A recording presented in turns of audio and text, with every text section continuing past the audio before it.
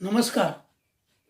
मी प्रदीप जोशी आणि आपण पाहत आहात प्रदीप जोशी साहित्य.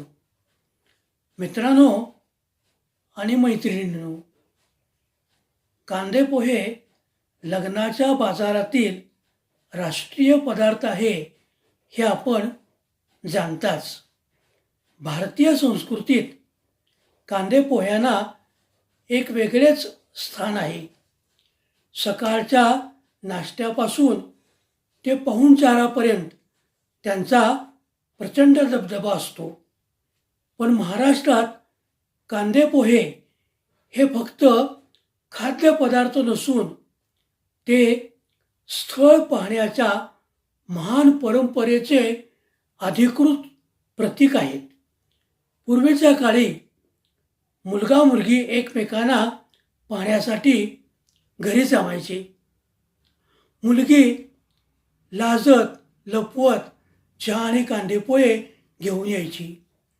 मुलगा गंभीर चेहरा करून पोह्याचा घास घ्यायचा आणि मनात विचार करायचा, मी मुलगी पाहायला आलोय की नाश्ता करायला. कांदेपोहे बनवणाऱ्या आईंची कमाल असते. त्या इतक्या मनापासून पोहे बनवतात की मुलाला मुलगी आवडो वा न आवडो, पोहे मात्र नक्की आवडतात.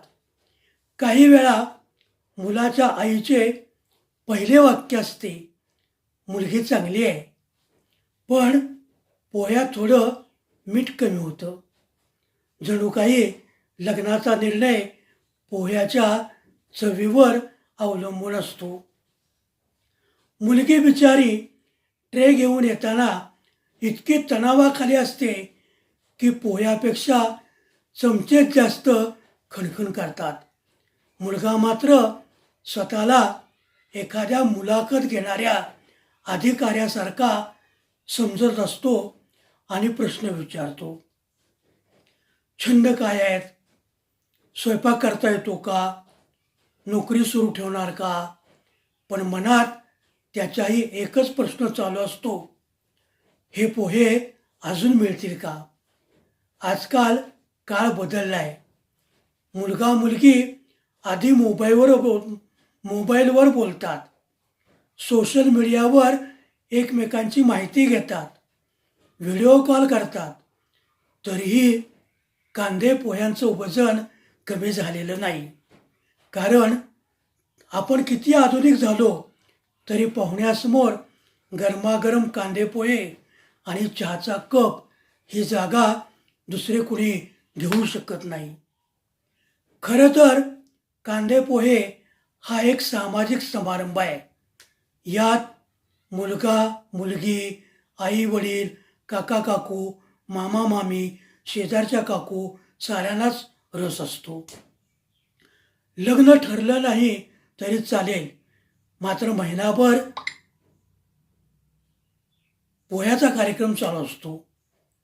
मुलगा छान होता हो, मुलगी हुशार होती, पण पोहे जरा कोरडे झाले होते. अशा प्रकारे कांदे पोहे हे आपल्या समाजातील एक अद्भुत सांस्कृतिक पर्व बनले आहे. दोन व्यक्तींची ओळख होण्याचा तो एक निमित्त मात्र प्रसंग असतो, पण त्यातून निर्माण होणारे विनोद, आठवणी, किस्से आयुष्यभर सोबत करतात. म्हणूनच मला असे म्हणावेसे वाटते, लग्न जुळो अथवा न जुळो, कांदे पोहे मात्र जुळले पाहिजेत.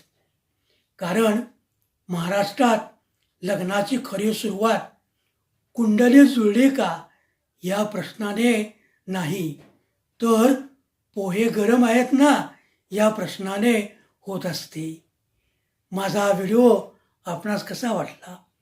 आवडला असल्यास लाईक करा, शेअर करा, कमेंट करा. आणि हो, असे वरचेवर माझे व्हिडिओ पाहत राहा. आपल्या प्रतिसादाची मी अपेक्षा करतो. पुनश्च एकदा धन्यवाद.